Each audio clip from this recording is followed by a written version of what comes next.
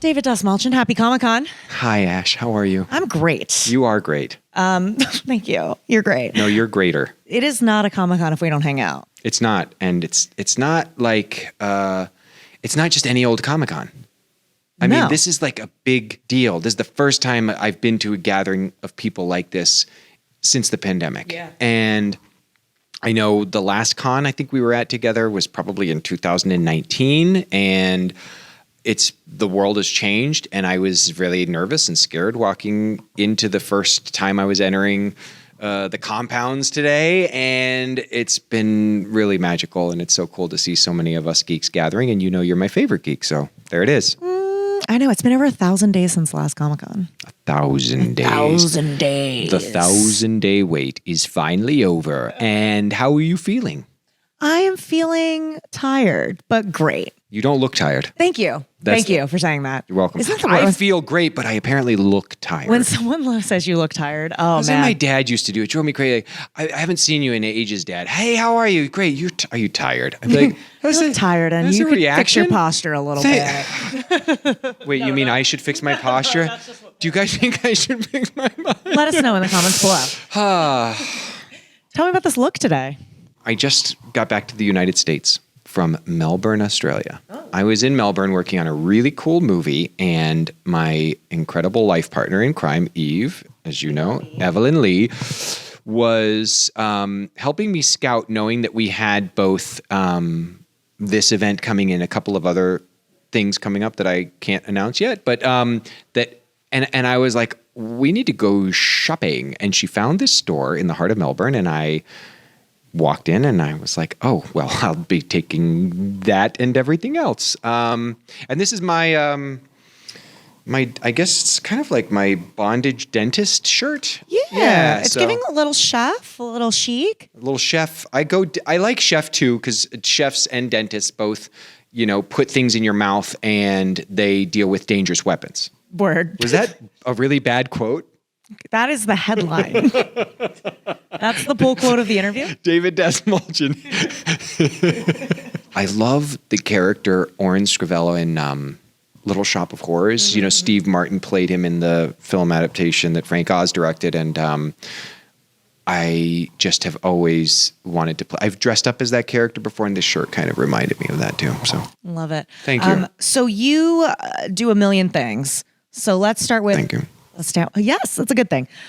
So let's start with Count Crawley. Ash, your pride and joy. Okay, so we're your here. Baby. We're at San Diego Comic-Con, and I get to announce this week. So Count Crowley, the comic book I've been writing with Dark Horse now for several years. We're now into Volume 2. Issue 3 of Volume 2 just hit comic shops yesterday, and I'm so excited by the response I've been seeing from people because we go back into the history of Jerry's quasi-mentor, Vincent Freitz, and we get to go back to World War I. We get to see what werewolves have been like over time. All of these really fun and exciting things for me to nerd out over monsterdom and comicdom. And then this week we get to announce that I had the incredible privilege of getting to co-write a comic with legendary creator Steve Niles. And we have now announced that we have made, and I'm so excited to share with you all, a crossover between Count Crowley, my comic, and Crminal Macabre, one of Steve's many incredible comics. Steve's hero in Crminal Macabre, a guy named Cal McDonald, is this alcoholic, problematic, dysfunctional monster hunter. Jerry Bartman, the hero of my comic, Count Crowley, is a alcoholic, problematic, dysfunctional monster hunter. So we were like, what happens if we put them together? Are they going to have sex or are they going to kill each other? Right. You have to see. Wait. Maybe both.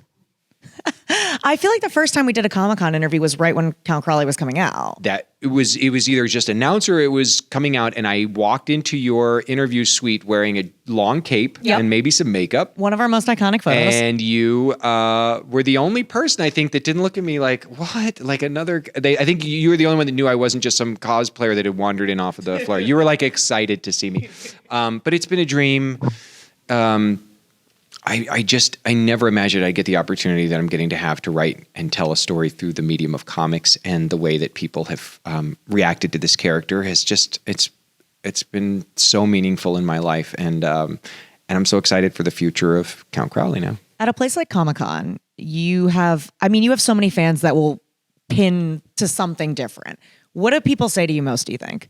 What's like the most? The most often thing that I will still get, and it's people's first introduction to me, which was The Dark Knight. The Dark Knight. So that character in that film was on screen for, I don't know, 30 seconds, a minute maybe, out of a film chock full of some of the most iconic like superhero moments, if not cinematic moments in like film. Mm-hmm. I mean, that movie is a masterpiece, and I get to be this little part of it, but it's incredible, like the lasting effect of something like that film, because people now, that was 13, 14 years ago. Wow. That was the beginning of my career in film and TV. That was my first job. And now I've done a lot of other things that I'm really proud of. And people do say, oh, I love this, or I love that. But that's definitely the lead. Like, crazy guy, Dark Knight. And I'm like, well, I prefer to call him a misunderstood, mentally troubled man whose name was Thomas, and he lived a solitary life until you gave him a then they just backstory. walk away. Yeah. They're like, I was just going to ask for a selfie, man. It's like, whatever, man. Just take a selfie with me. Fine. But then you've had the full circle of working with Christopher Nolan again. Dude. The pause, I was like, wait, am I wrong? What if you're right? I was like, no, he actually didn't hire me. What No, dude, what are you Ash, talking about? come on. Like, we've said this before. I think you coined the term, or we coined it together, that I am living in Nerdvana. Nerdvana, yes. yeah. So I am existing in a bizarre plane of existence called Nerdvana, and the fact that I was a part of Christopher Nolan's The Dark Knight, the fact that was an opportunity that I got to have as both an actor and a fan, and to work with someone who is a hero to me, cinematically. And then there was many things I've always wondered, like, how did I actually get that role? Like, I always thought it might've been a mistake. I was so confused how it all happened. But in the years since, I've wanted to both thank him properly and say, like, you changed my life. And also, you just can't help but wonder, like, I wonder if he ever sees me in anything, or if he ever thinks about, like, oh, that Chicago character actor I had in that small role. Like, I always wondered, like, is there any way our paths will ever cross again? And, I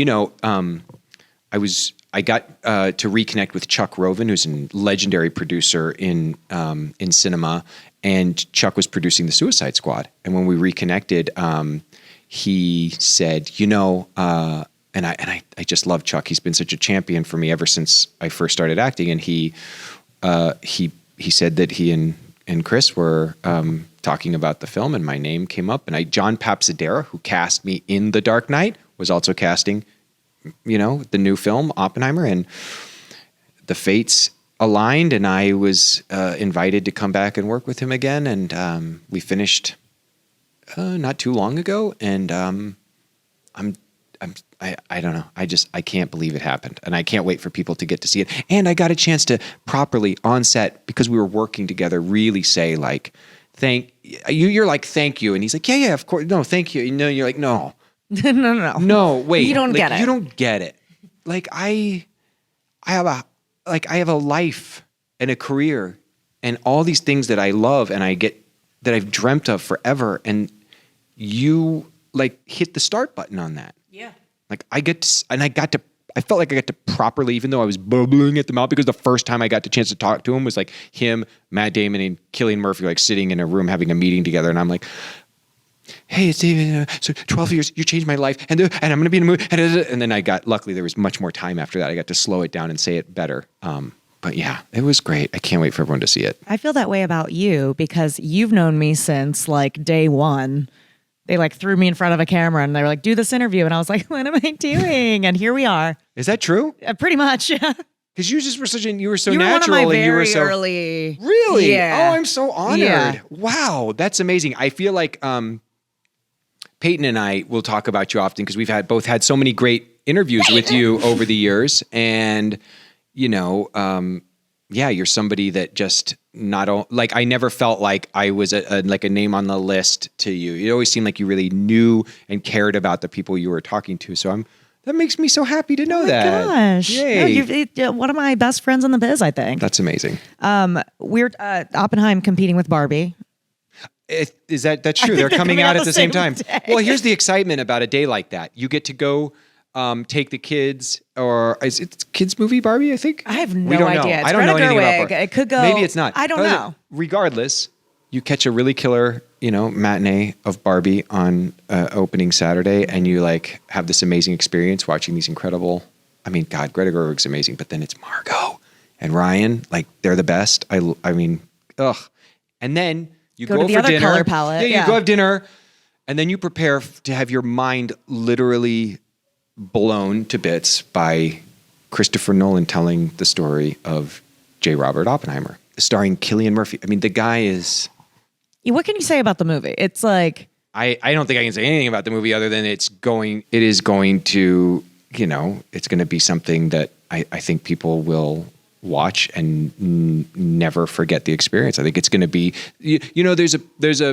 there's a moment you kind of hit as an artist where you start to be like, are we telling the same stories just over and over again and putting different, set dressing on it? Are we doing things, that obvious, and there's a part of that that's true. We've been telling stories for thousands of years, and in certain ways you're just reinventing the wheel each time you show up to the car show. But what is so exciting about a visionary like Christopher Nolan is he's going to take that experience of going to the movies and telling a story about someone that in this case has historical context, and he's going to show you a world that you've just never seen before. That's so exciting. Yeah. And what glimpses I got to see of what was being created, that's what it felt like. When you said I can't say anything, I always think, what is like the most trouble you've ever gotten in for saying something? I got in trouble once. I'll never forget it. It was terrible. It was a horrible feeling because one of my life goals and dreams was to work with David Lynch. And I did everything I could do when I got to Los Angeles to figure out some way to get to audition in any capacity for any of the projects directed by David Lynch. And one day, out of the blue, that opportunity presented itself. And I got cast in his Return to Twin Peaks for Showtime. And we were very strictly instructed not to address it in any way or acknowledge that we were a part of it, even if press asked and blah, blah, blah. So I was guest visiting my dear friends in Chicago, out in Old Berwyn, Illinois, Sven Gulli and the gang, and I was doing just a visit to the set and did a quick guest appearance on Sven Gulli, and he said something like, "Oh, can you tell me what you're up to?" And I said, "No, we'll get a cup of coffee, a slice of cherry pie sometime. We'll sit down and we'll talk about it." And that was all it took. Wow. Slice of cherry pie, Just a cup an of Easter egg. a cup of coffee, and then like I thought I was going to get fired from that movie. Over that TV show. It was that scary, and I felt awful. I was like, but I've been with like actors who have totally. I was with an actor once who posted a selfie from set under one of the most like crazy embargoed, like lockdown studios out there, and I'll never forget. There was like a line of like people in suits. Oh my God. Like in and like security in to be like, what? So I get it, I guess. Sometimes I think it's a little crazy, but it's not me, I guess, that's running the ship. I kind of always feel like if it's positive, like, why not? But yeah, what are I'm a you gonna do? blabbermouth. Don't tell me anything. Who is knocking on our door? Do you know who? We are in Can an we tell? Are we interview. allowed to tell people? I think we signed an NDA. You're not allowed to say they made it. They're here, but we can't tell you guys. You have to tune in for we're going to fill you in on our next interview for that. Yes, on our next interview. Is there anything else you can tell me? We're going to wrap it up here. Anything you want to touch on? Because you're always working on a million things. I'm just really excited about this, like I said, this crossover event with Count Crowley and what's happening in the story and the journey of Jerry Bartman in Count Crowley. I worked on a really cool film that will be coming out next year called The Last Voyage of the Demeter, which we'll probably talk about at some point this year. Got to work on a really neat film called The Boston Strangler. I said neat. That's a weird way to describe a really dark and disturbing film. I'll talk. There's some things that I just finished that I can't wait to talk to you about in the future. But coming through the pandemic and getting these opportunities to get to talk to cameras and people who want to give me a microphone, I'm going to just double down and say how important it is, if you're watching this, that you are struggling with, any forms of mental illness, or you're feeling sad, you're feeling alone, you're feeling depressed, or if you're struggling with substance abuse or addiction in any way, shape, or form, even if you feel like, I don't know if this is a problem, I don't know if I'm supposed to feel this alone, I don't know if it's normal to feel this depressed, is it okay to feel this way? Even if you're just questioning those things, especially though, if you're really in a dark place right now and you feel alone, you're not. You're absolutely not. There are millions, and I mean that, millions of people around the world who are in the same boat as you, and there are incredible free resources for you. If you Google, you can go to SAMHSA right now, SAMHSA, and it's a government hub where there's lots of links to lots of free services you can get, and just know that that you're not alone. You are the best. Love you. You, the best, the best, The best. the bestest. Thank you so much. Enjoy Thanks. the rest of your con. Thank you. Thank you.